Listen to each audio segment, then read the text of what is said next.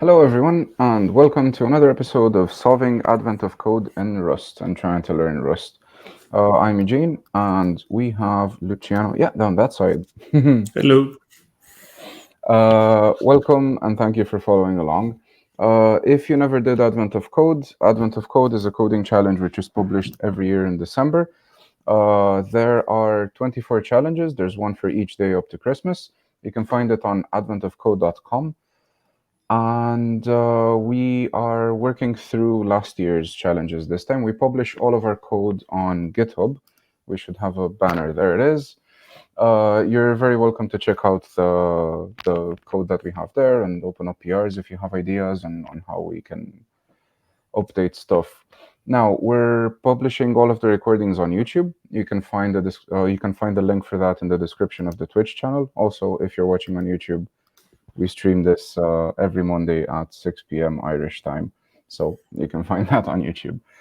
Now, we are currently going through last year's coding challenges, and Luciana will drive this time. We're looking at exercise 7, if I'm not... 7, of Yeah, 2021.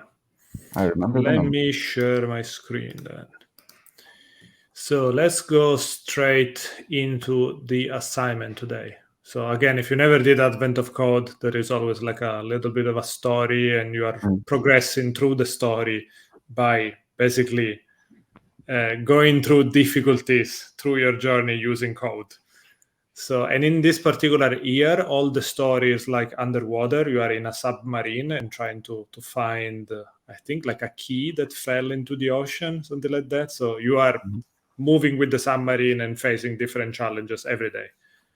So today's challenge is basically we find a giant whale, and this giant whale has decided that our submarine is its next meal. And it's much faster than we are, so there is nowhere to run. But suddenly we realize that there is a swarm of crabs, each in its own tiny submarine, because it's too deep for them to survive otherwise. And they kind of want to help us, and they seem to be preparing to blast a hole in the ocean floor. Sensors indicate a massive underground cave system just beyond where they are aiming. So the crab submarines all need to be aligned before they'll have enough power to blast a large enough hole for your submarine to get through. However, it doesn't look like they will be aligned before the whale catches you. So maybe you can help. So this is our mission for the day. There is a major catch. Crab submarines can only move horizontally. You quickly make a list of all the horizontal position. This is our puzzle input. Crab submarines have limited fuel, so you need to find a way to make all of their horizontal position match while requiring them to spend as little fuel as possible. Let's look at an example. So this is the input, 16, 1, 2, 0, 4, 2, 7, 1, 2, 14. And this basically means that there is a crab for every position. And for instance, the first number is the position, the horizontal or vertical? Horizontal position of every single crab. So they range from 16 to 1 in this particular example. Each change of one step in the horizontal position of a single crab costs 1 unit of fuel. So you could choose any horizontal position to align them all on, so any number between 1 and 16. But of course, you need to keep in mind that the more they move, the more fuel you are going to spend.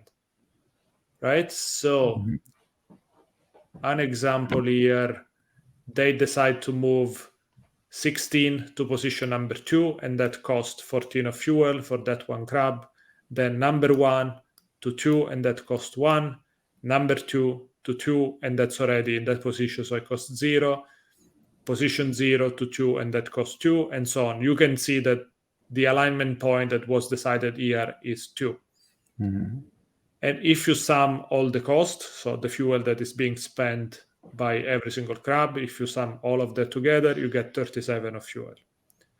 And this is the cheapest possible outcome. More expensive outcome includes aligning at position 1, which will cost 41 of fuel, position 3 will cost 39 of fuel, position 10 will cost 71 of fuel. Now, what's our task? Our task is to determine the horizontal position that the crab can align using the least possible fuel. So the answer that we need to give is how much fuel must they spend to align to that position, and this will be our answer based on our actual input. So if we look at the input, it looks like the one we saw in the example is just a much longer sequence, and the numbers are slightly bigger in the order of thousands. Does all of that make sense? Yeah, it does. So crabs move left to right, and they use 1 unit of fuel for every unit that they move, let's say. And we need to align them all at the same number. In short, I suppose. Now, before I show you the code, one thing I want you to think about is that, of course, there is a brute force solution, which is if we take all the current positions for every single crab we have, and I think we have like hundreds of crabs, we could calculate how much is it going to cost for all the crabs to be aligned in every single position. And then at the end, we pick the position with the least amount of fuel being spent. So that would be one solution. But that's kind of a brute force one. Of course, there is a simpler solution, which is more of a mathematical solution. And this is the one we are going to see, where basically if you get the median of all these points, this is going to be the place where it's going to be the, I suppose, the easiest or the least expensive for every crab to go to. So literally, we just need to calculate the median for all the points we have in the input. So a little bit of a spoiler there, but I hope it makes sense as we go through the code. And this is literally the code. What we do is we get the input as a string, as usual. So this will be the input, so a static string. The first thing that we do, we want to eventually accumulate all of that to a vector of I32. So we split by comma, we map every item and parse it into I32, and then we collect. So easy parsing stuff. Now, this is where it gets interesting because those are numbers. We can use sort unstable, which is faster, I think, than regular sort. I think you can do that in, not sure if oven, but yeah, it could be between n and n log n. So I think it gives you, this is something actually we should review, but I believe this will be generally faster than n log n, which is generally the best outcome you can have for sorting. Yeah, I think it's potentially quicker, but not guaranteed quicker. That's what I remember anyway. Yeah, something that we should verify. So don't take us for granted. This is just by memory. Or do now, tell us if you know. Yeah, absolutely. The next thing is once we have all the items sorted, then getting the median is actually easy because it's going to be the point in the middle. So we just need to divide the length of the entire list by 2, and we take that position. It's safe to unwrap here because we know we're going to have that element. And then finally, the last thing that we need to do is to calculate the cost for every single submarine. And that's going to be the result that we need to return. And calculating the cost is because we know that every movement costs 1. For every single crab, the cost is literally their original position minus the median in absolute term, because you might be coming from the left or from the right, but it still costs 1 per every step. So we can take that in absolute value. So what we're doing here, we take this position iterator. So for every item, for every position, we want to get the cost of moving that current point to the median. So we take the current position minus the median in absolute value, and then we sum all of them. And that's pretty much it. One quick mention, because I just noticed on the line above where we get the median, we're dividing the length by 2. Yes. So this means that it's an even number of things, right? an even number of positions? Good question. I don't remember how many items do we get. Because we're not you're getting right. Because I think the median, if it was, so like I think it's an odd number of items. Because if it was an even number, I think the median, you need to take the 2 items in the middle and do an average of them, which we are not doing. So we should double check if this is kind of an edge case. The only thing I'm thinking about is positions length divided by 2. That could be decimal, right? If it's 51 items, 51 It divided by will still 2. give you 25. It will be. Yeah, it will. So it will floor it or Yeah, round will it. be an integer division in, because this is an integer type. Yeah. Fair enough. Cool. Oh yeah, of course it is, because it's a U size. Yeah. Okay. Never mind. Sorry. Yeah, it's not JavaScript. My brain went to JavaScript. Apologies. You can tell how I've been spending my time recently. Yeah, exactly. So let's run the test and see if this works. It should be working. Last time we checked.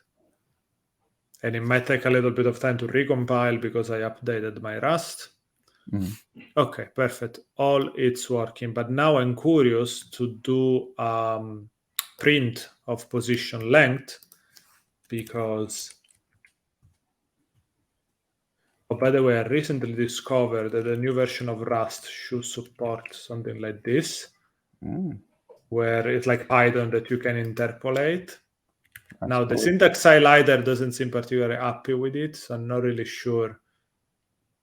Okay, I think this might work only for variables. So maybe we need to say let num items equal this, and then maybe we can do num items. Let's see if that's the case. Yeah, okay. That's cool. I haven't used this before, and it's, I think, an interesting improvement from the previous format string, and then you give it a list of items to interpolate. This is Okay, let's definitely nicer. I wonder if it's quicker or slower. Presumably slower. I have no idea. I think it gets compiled probably to the same code. I mean, it could, so why not? Now, why aren't we seeing any output? Did I run the right one? Test part 1. Oh, you changed it in part 2, that's why. Oh, yes, of course. Good catch. Thank you. No bother. It's yeah. It's the sort of thing I would do, that's why.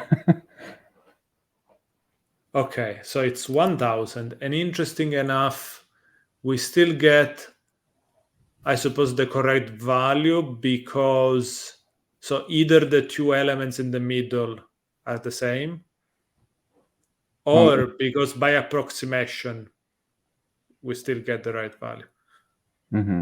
Could be interesting to check. Let's see what is the other item. Yeah, so I think if it's we oversimplified, because even like if we did the average between the 2 in the middle, that again could be a fraction of some sort. I know these are integers, but we'd be rounding. Exactly. So I want to get median next. That will be pretty much the same, except we need to do +1. Yep. So we need to do this, and then +1. Don't think it needs parentheses, but we'll see. Yeah, okay. Oh yeah, it doesn't need it. It's just for my own mental model, I guess. Cool.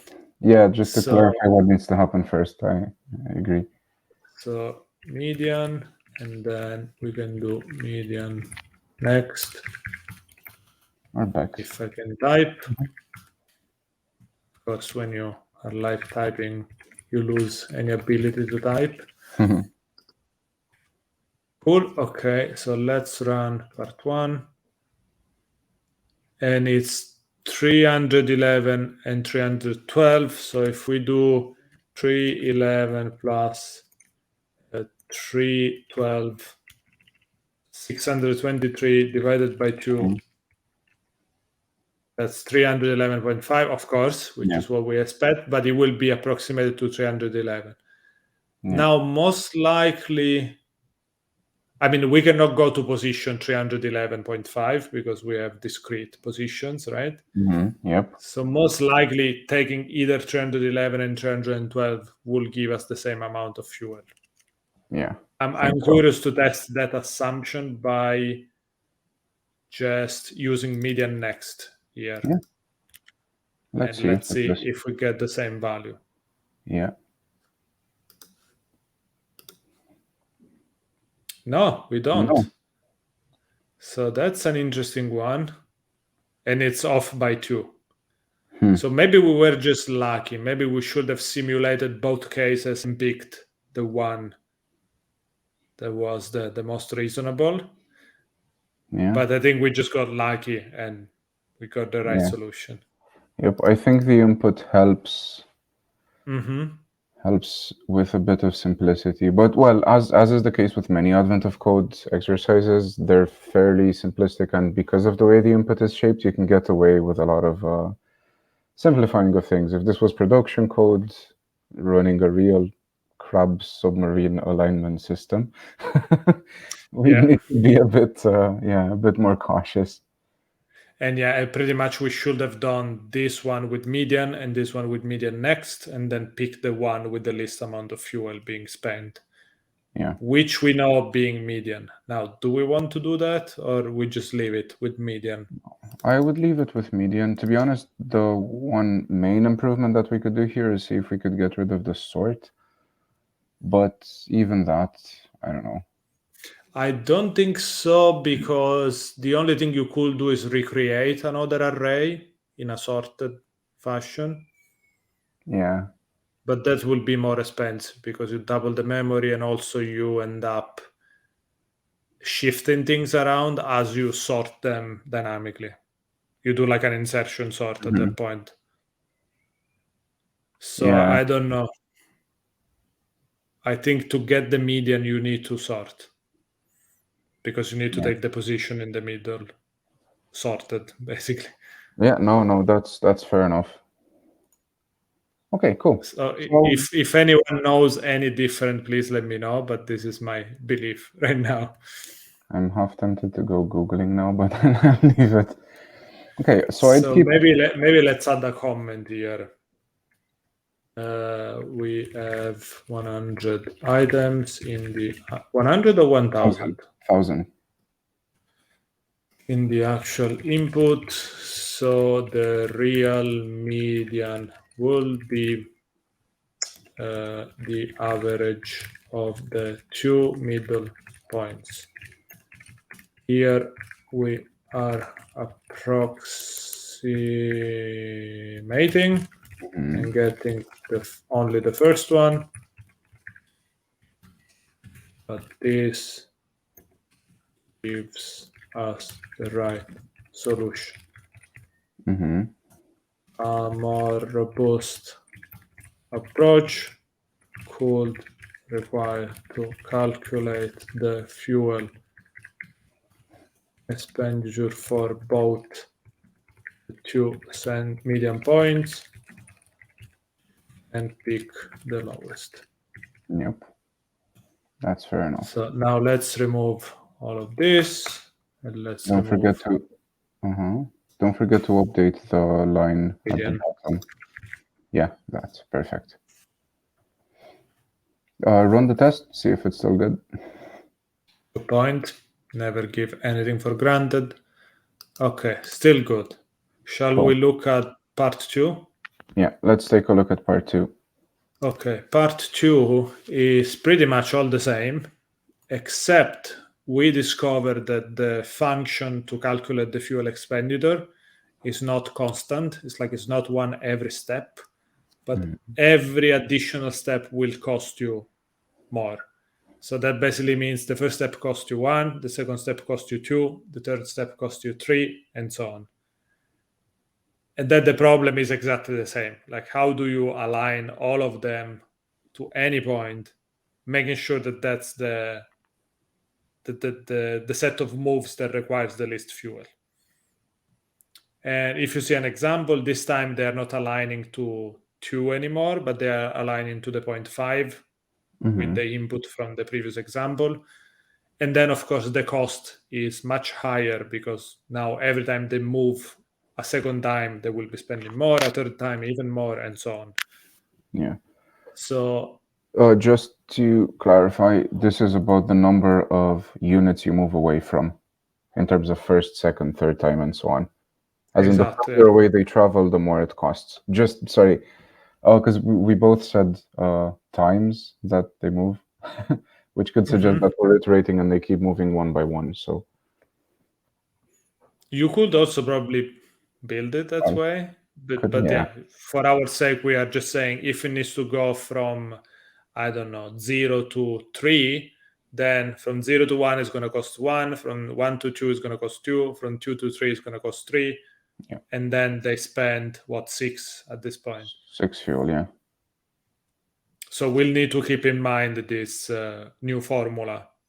Yep. And this new formula is going to affect, first of all, how do we pick the point where everyone needs to move to? And then how do we calculate the total amount of fuel being spent? Mm-hmm. Now, again, brute force could be an option, even though it would be fairly expensive for 1,000 items. But the mathematical formula for that is you just try to move everyone to the average of these points. So spoiler, we are going to do an average calculation. And then the second part of this exercise is going to be trying to calculate that increment 1 plus 2 plus 3 plus 4 and so on. Yeah. Okay, so let's look at this approach. Right. So the first thing, again, we pass the input and this is exactly the same. We could have created a function for that, but lazy. Now, how do we calculate the average? This is actually easier than before because we don't need to sort. We literally just sum all the items and divide by the number of items. Mm-hmm. So something that we can do incrementally at this point because we just do sum and then we divide by position length. And we take the resulting value as I32. Now, the next step is to calculate the amount of fuel being spent for every single crab, and then sum all of that together, right? Which is going to be our answer. Yeah. Now here we have a function called sum n. But basically what we are trying to do here is to say, given the current position x minus the average, in absolute terms, this is the amount of steps that you are doing for every single crab. If you do sum n, which is a function we're going to see in a second, is basically sum all the numbers from 0 to n, where n is the amount of steps you're doing. Because the first step is going to cost you 1, the second step is going to cost you 2, the third step is going to cost you 3. So this problem is literally summing the first n numbers, where n is the number of steps.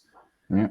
And my mathematical memory, which is generally very bad, served me well for once.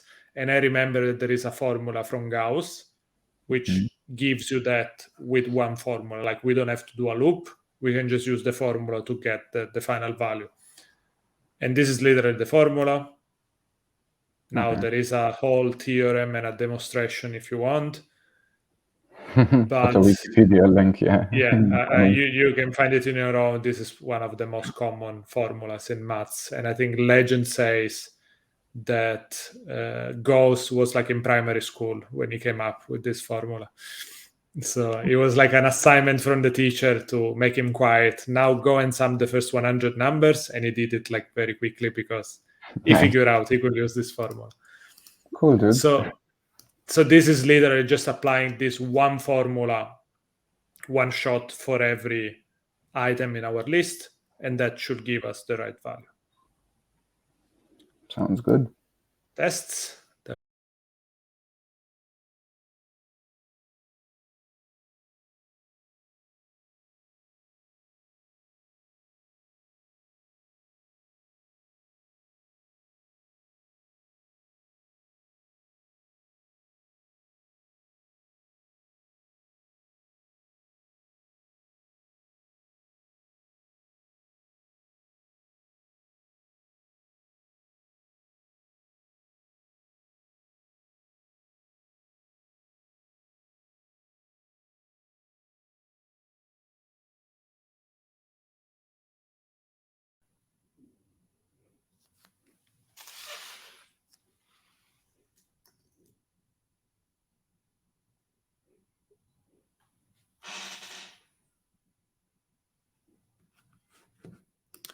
Okay, we are having some technical issues. Meanwhile, I think, let's see. Yeah, not sure what happened there, whether it was my internet, your internet, Twitch, or... we need to rebase, I guess. Oh. Some fun here with branches. My current branch is behind, so that means we need to rebase. Well, we need to pull origin. This guy. Earlier, when you checked it out, did you do it with rebase or? Okay, so let me do a git stash, right? Yeah. Oh, git status. Why nothing? Because I think when you changed the branch, you rebased, but you didn't push back out. I think. Okay, now git pull. Not possible to fast forward. Is this still... Oh, because I did already commit, that's why. Okay, so how do we go back one commit? Check out head tilde1. Head will use the current branch, right? Yeah. And that is one commit behind. Okay, then we pull, and then can we cherry pick from... No, from to the cherry pick, previous... you need to rebase interactive, I think, to cherry pick.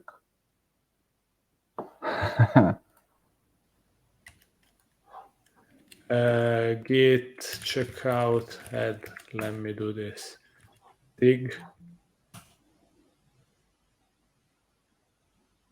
Oh, it doesn't have my latest commit.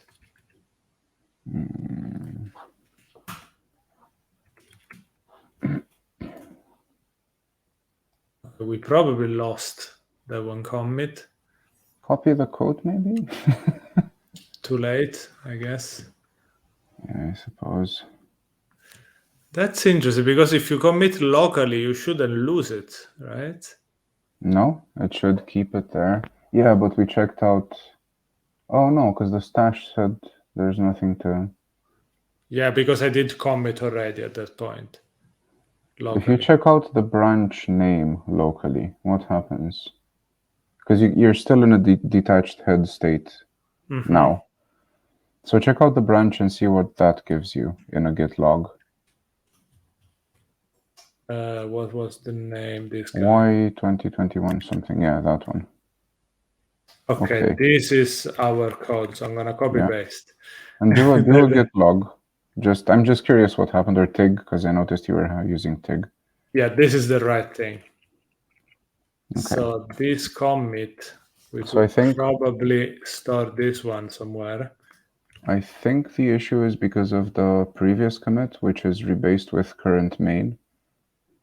I think that rewrote history for this branch, so what's on the remote is different from what you have. So you can either push -F, or you can revert it, pull that branch, merge main into it, and then reapply these new... Yeah, I want to revert. Let's do it clean.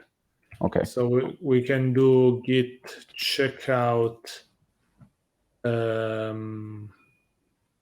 So if we do head -1, or if we rebase... Well, you've already changed local history. So going back through commits won't help much. It's basically put the commits of this branch on top. But we could rebase like this, right? Interactive? Yeah, we could, but we're still going to need to push -F. Okay. What if we pick everything? That should work, right? Yeah. Hello and welcome to Untangling Git in Advent of Code in Rust. Yeah, exactly. Okay, cool. So we did rebase, right? Yeah, but you're still going to have divergent commits, I think, if you do a status. Wait. Now we are good. TIG, what does it say? Okay, I think we did lose. No, add that comment. It's there. Okay, perfect. So rebase fixed the problem. So the code is there. Cool. Oh my god, we are terrible with Git. And now, why do we have this benchmark differences here? By the way, another interesting thing that here there was a comment from Javier, who is one of our favorite guests, the only guest we had so far, who basically said that there is an interesting function called select end unstable that we could have used because we have a vector of integers. And that one basically gives you the median and the two numbers around. And of course, it will do a sort for you behind the scene. Yeah. So we could have used that one. And I don't know if it would be faster. Maybe we could benchmark that and verify that. Let's maybe do that before we merge the PR, just to keep this. I suppose there's two options now, right? Going forward, we can either do the test and then move on to the next exercise, or just move on directly. It might be more interesting to do the test, just benchmark it and see if it actually is. Yeah, let's do this benchmark. But you need a local benchmark first, right? We do have local benchmarks, so we just need to run cargo bench. Yeah. In the folder, of course. 2021.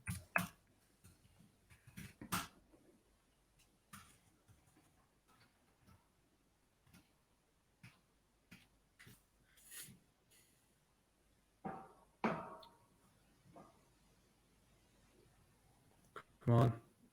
It's going. Well, you did say you updated Rust, so.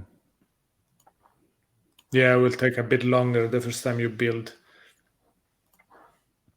Presumably.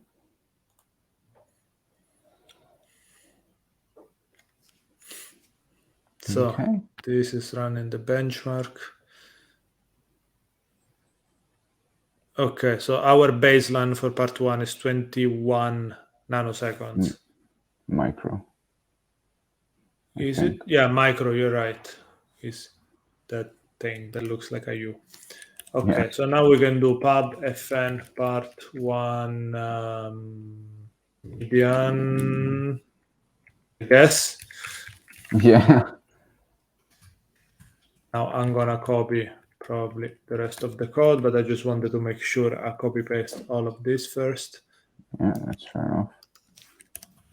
So what we want to do is, rather than doing sort, we can do this and should give us the median. And everything else should be the same, except we call it positions and not nodes. Yeah.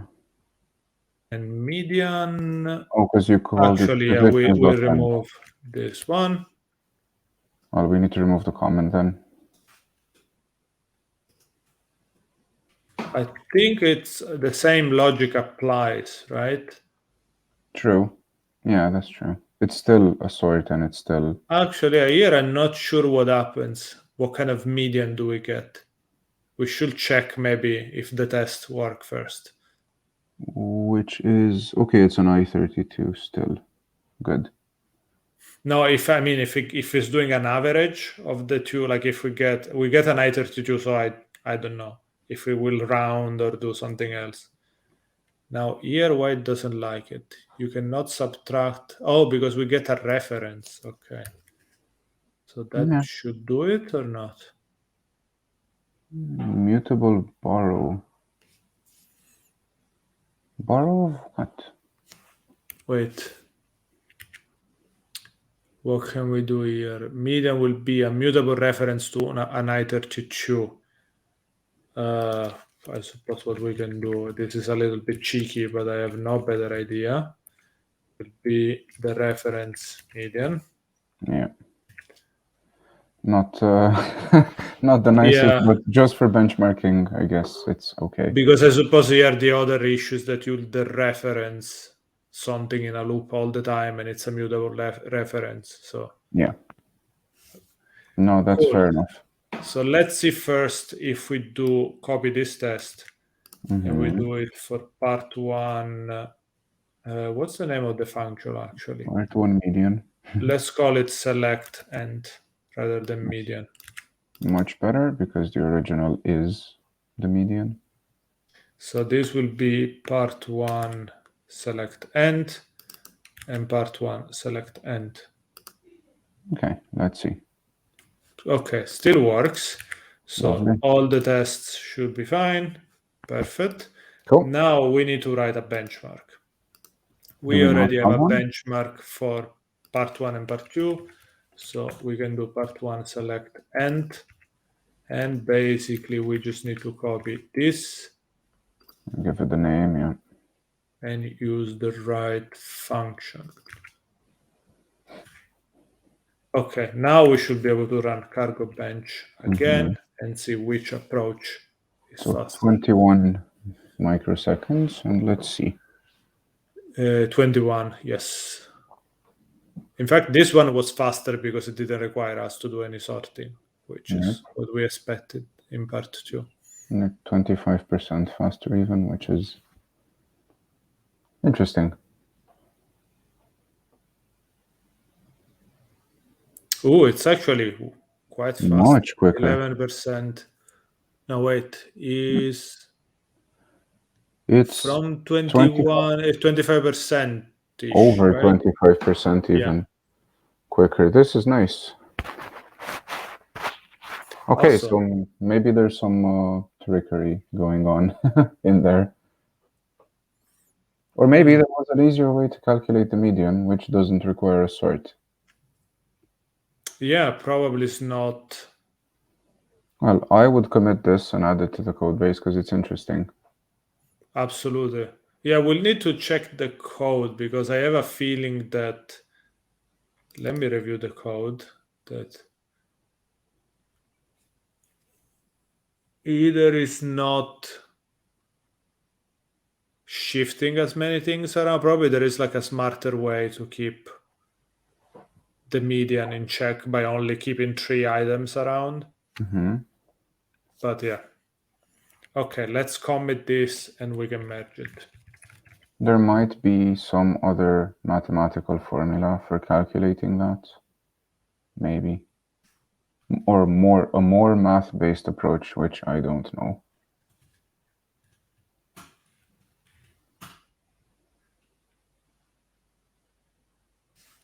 Okay, that's pretty cool. Now we can merge. Did you push this? Yep. Cool. Did I? Yes, there you are. Yeah, perfect. Now Cool. the tests are failing. I think there is something wrong with the benchmarks here on the CI. So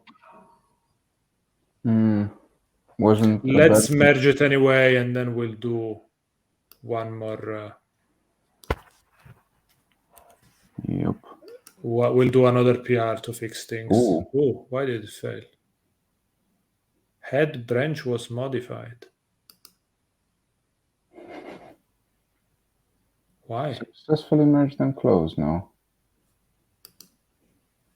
Okay, Git is doing trickeries today. Yeah. Stay tuned for more Git adventures. Do we want to try and look at exercise 8 if it's simple enough? Yeah, let's take a quick look. Okay, so I'm gonna git checkout main, git fetch all, git pull, git checkout this guy.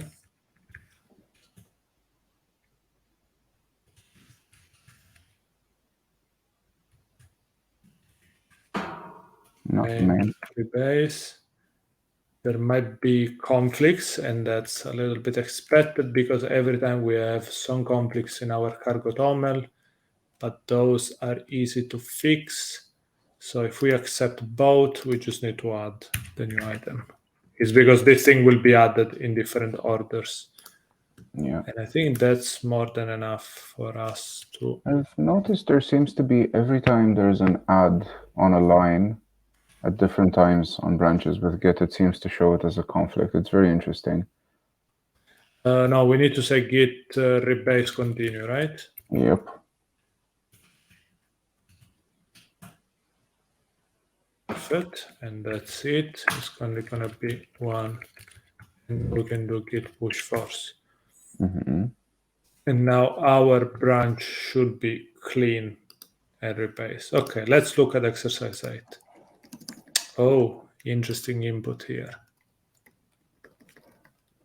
Okay, so this one is basically, let's see, I don't remember what this one was about. 7-segment search. You better reach the safety of the cave when the whale smashes into the cave mouth, collapsing it. Sensors indicate another exit to this cave at much greater depth, so you have no choice but to press on.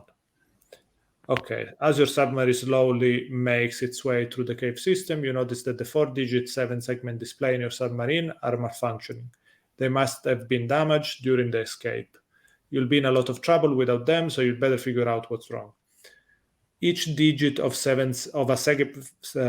7-segment display is rendered by turning on or off any of the segments named A through G. Mm-hmm. Okay, so you have, for instance, this segment is A, this segment is B, this is C, Okay. E, F, G, D is here in the middle. And you can create 0, 1, 2, 3, 4, 5, 6, 7, 8, 9. Okay, so we have rows between A and G, essentially, with the value being the letter or a dot.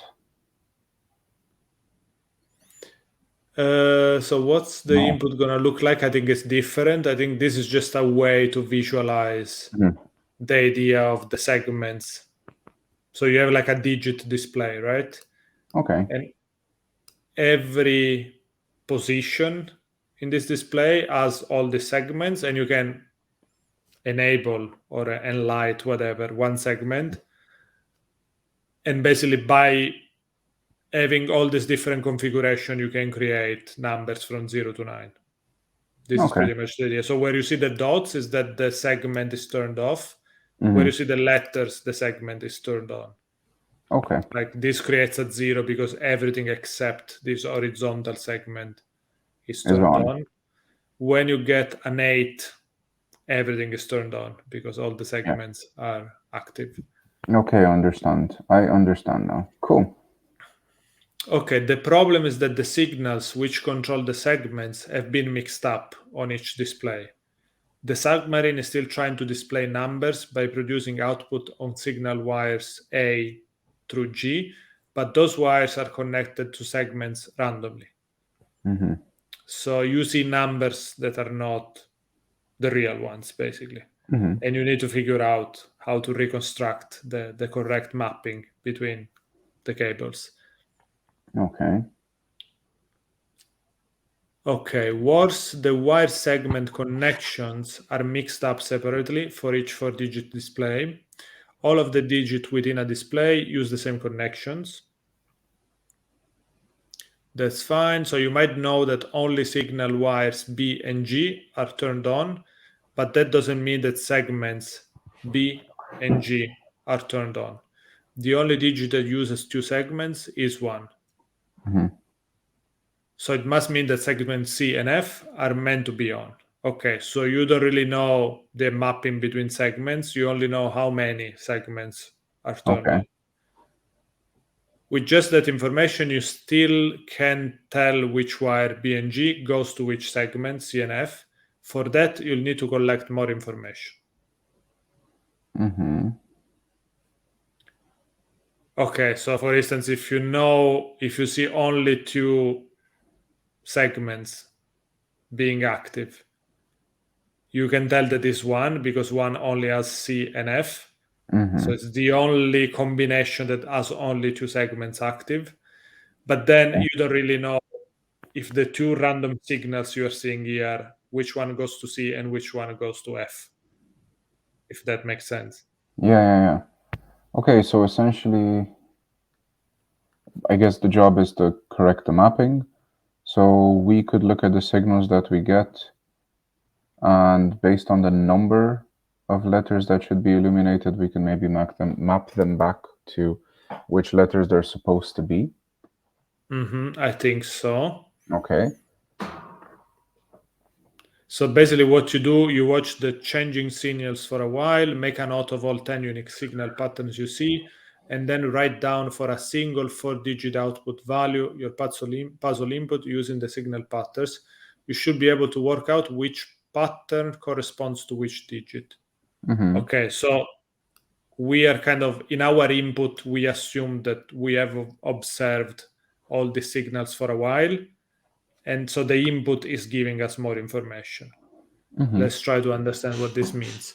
For example, here is what you might see in a single entry of your nodes. Okay. Okay. Not sure what the pipe means there. I think it's explained afterwards. So this will be only one line in reality. Here it's being shown in 2 lines just to make it more readable. Okay, for convenience. But if we look at the input, it will be every line is like one observation. Okay, so each entry consists of 10 unique signal patterns, and there is a pipe delimiter. Finally, there are 4-digit output value. With an entry, the same wire segment connections are used, but you don't know what the connections actually are. The unique signal pattern corresponds to the 10 different ways the submarine tries to render a digit using the current wire segment connection. For instance, because 7 is the only digit that uses 3 segments, DAB, which is here, in the above example means that to render a 7, signal line D, A, and B are on. Okay. Because 4 is the only digit that uses 4 segments, let's see if there is one. So this one, EAFB means that to render a 4, signal lines E, A, F, and B are on. Using this information, you should be able to work out which combination of signal wires corresponds to each of the 10 digits. Then you can decode 4-digit output value. Unfortunately, in the above example, all of the digits in the output value, C, D, F, E, B, and so on, use 5 segments and are more difficult to deduce. Now we might have to look at this on GitHub because there is syntax going on. So let's switch very quickly to GitHub. Yeah, and see the should be more readable.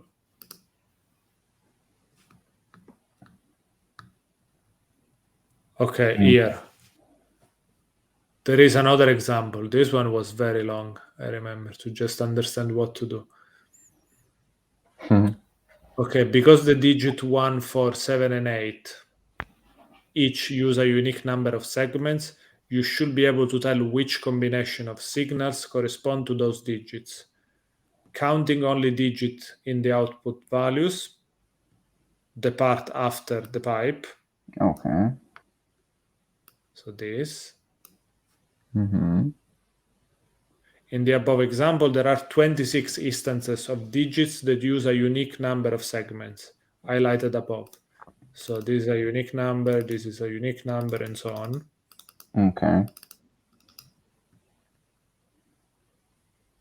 In fact, you can see that G and C and C and G are the only occurrences of 2 letters here. Yeah, but there is also C and B. What does that tell us? Which numbers use only 2 segments? Just 1, I guess. 7 would be 3 segments. Yeah, it's only the number 1, if we look here, that uses 2 segments, C and F. So what is the output that we need to give, first of all? In the output values, how many times do digits 1, 4, 7, or 8 appear? Okay, this should be easy enough, because we just need to know. These are the unique ones, I guess? The unique count? We only look at the right side of every line. and then we try to count the appearances of 1, 4, 7, and 8. Which are 1, 4, 7, or 8. No, 1 has 2 letters. 4 Exactly. has 3 4 letters. has 3. 1, 2, No. 3, 4. 4, okay. 7 has 3, and 3 8 and 8 has all of them. has all of them. Yeah. So So it's what, 3 and 4, 7. yeah. Okay. So we're looking for 2, 3, 4, and 7. I think so. Okay, so Okay. this one should be easy enough. Let's focus on part 1 for now. Okay. Then Well, if we go have ahead. more time, we'll look at part 2 as well. Yep. Well, let's look at how it's already solved. Yeah, we already have a solution, so I prepared this one earlier, as people say. Okay, so part 1, what do we need to do? There is an amazing comment here. Just needs to count how many entries are in output sizes that have length of 2, 3, 4, or 7. Yeah. Well, that's essentially what we said earlier, right? Then what we do essentially an hash map, but here I'm using a B3 because I thought it would be faster, but maybe something we could benchmark at the end if we have time. And for this B3, we are essentially already allocating the value 2, 3, 4, and 7. And we want to, for every value that appears here, we want to increase the count. So initially, 2 will be associated to 0, 3 to 0, 4 to 0, 7 to 0. Then what we do is basically, for every line, we parse the line. So we split by the pipe. We are only interested in the second part. So when we map, we skip the left side and we take the right side of that split. And then these raw output values, we split again by a space, because remember, in the input, things are separated by spaces. So we selected all of this, we split by white space. And this split white space, I think, is smart enough to remove even padding space. So it's not going to consider the initial space or additional space at the end. Perfect. I think. Then what we do, we filter unique output sizes. Oh, no, yeah. I mentioned something wrong. Yeah, we don't really need to count individually. So this is just a set. It's not a map. It's literally just to keep these values somewhere that is easy to compare if an item is in this set of values. And basically in this filter, what we're doing is if the length of the current item is in this list, so either 2, 3, 4, or 7, then keep the value and count. So this is basically going to give us, for every line, the count, and then we do a final sum that sums all the lines together. Okay, that makes sense. So we find, for each line, how many 1s, 4s, and 7s, and whatever else we were looking for are, based on the length of characters that they have in the output side. And then we sum them together, and that should be our answer. Okay, it makes sense. Or at least I understand. Yeah, part 2 is much longer. So let's run the test first. And let's run a bench as well, just so we have something to try changing the B3 to. Yeah. Like, I don't know if we care about a set, even I don't know. Okay, I think this is so small that it shouldn't make a big difference, but if you're curious, we can try that, and we can leave part 2 for the next time. I'm curious if contains could be quicker, like what is contains quickest on, basically, is what I'd be curious here. Right, because a bunch of data structures have the contains method on them.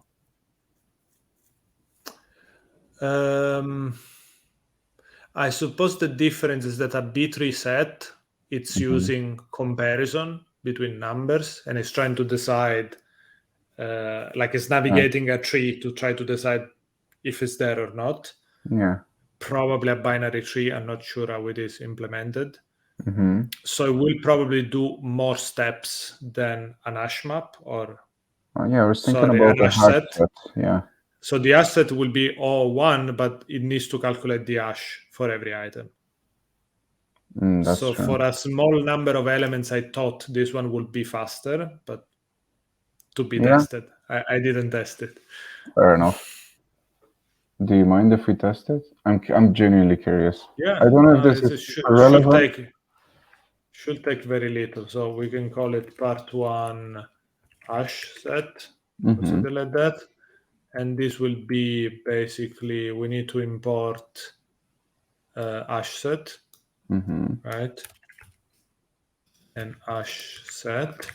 And now it needs to be imported from collections. That should be it, right? Yeah. So that should be the only difference. And now we need to change our benchmarks. Yeah, to add that.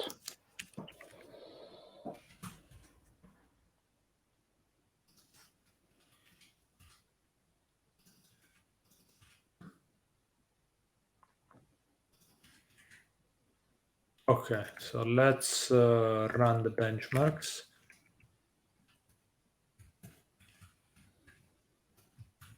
Oh. Yeah.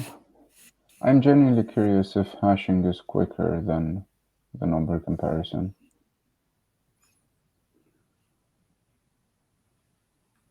I'm sure more knowledgeable people than me have this answer, straight off the bat. Yeah, honestly, my guess was that because those are very small numbers and the set is small itself, that hashing will take more time. And It in is fact, slower. I think I got a correct guess. But probably in the opposite case where you have, I don't know, much more complicated objects and doing comparison might be more expensive, or the tree becomes very big because you have so many items, probably hashing would be faster because then after you hash, you do O1 lookup. That's it. Also, we have some spam in the chat. Ooh, let me remove that. We don't want to buy followers. No. We want people to follow us if they genuinely like this or tolerate this. I have no idea how to I don't know. block. Apologies, everyone who's actually watching and not a spam bot.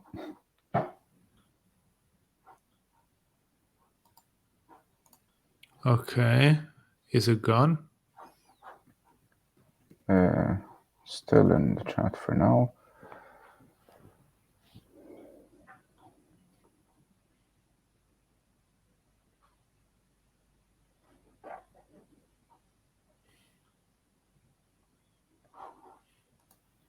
Okay, so in short, hashing is more costly than actual number comparisons for this particular application.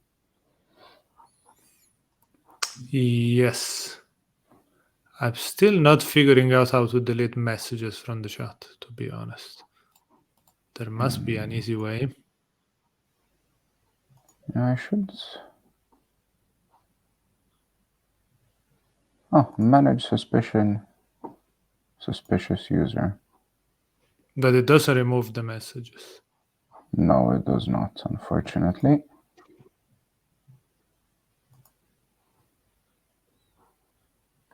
I don't know. Okay, we'll figure this out. We'll figure it out later. Right. Yeah, it's not important. You can tell that we are Twitch noobs. Yes. Okay, so I would suggest, do we want to leave the hash set in, or it's not adding too much value, I guess? As in, if we go back and look at this later... Probably not. Probably we'll just add a comment in the... where we use the btreeset saying that we tested that a btreeset is faster than an hashset. Yeah, exactly. Yeah, I'm thinking if we leave the code in, all we're doing is confusing future us, going like, why did we do this? So here we can say, I don't know, note, in this case, a btreeset is faster than an Hashset, yeah.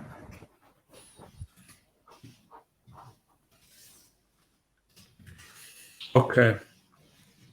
Do you think we leave it at that for today and we continue part 2 for next time? Because I think part 2, just looking at the size of the code, is a lot more involved. Yeah, that's probably going to take a long time to go through. I assume that's where we actually try to identify which letter is which so we can properly map the output. It's an interesting one. So yeah, probably. Let's just lead the question for so determine all the wire segment connection and decode the 4-digit output value. So okay, for every line we actually have a number. Yeah, what do we And get if we add all of them up? Okay. Exactly. So we'll need to effectively decode the input by fixing the connection and making sense of the numbers. I'd suggest leaving it for next time. It's probably worth doing on its own. Okay, right. so I'll let you do the official closing. We'll wrap it up then. All right. So thanks everybody for following along. You can find a recording of this on YouTube if you joined in later. The link is on Twitch in the About section. If you're watching this on YouTube, we live stream every Monday at 6 p.m. Irish time. So make sure to check out the Twitch link in the YouTube description and follow us so you can be notified when we go live and when we release new stuff. Please feel free to leave us comments or open PRs if you have any improvements or anything. The repository is on GitHub. We have a banner down there. Anything's well accepted. We're still learning, so there's a bunch of stuff we're still trying out. Our solutions aren't the cleanest or the best by any means. So if you know anything better, once again, let us know. Thanks everybody for the suggestions. Thanks for following along. And I think we're going to raid someone, perhaps. Yes, so we're gonna raid Kevin Powell, who always does amazing CSS stuff. So if you feel you need to learn and understand more CSS, you should follow Kevin. So enjoy. Bye. Bye. Thanks everyone.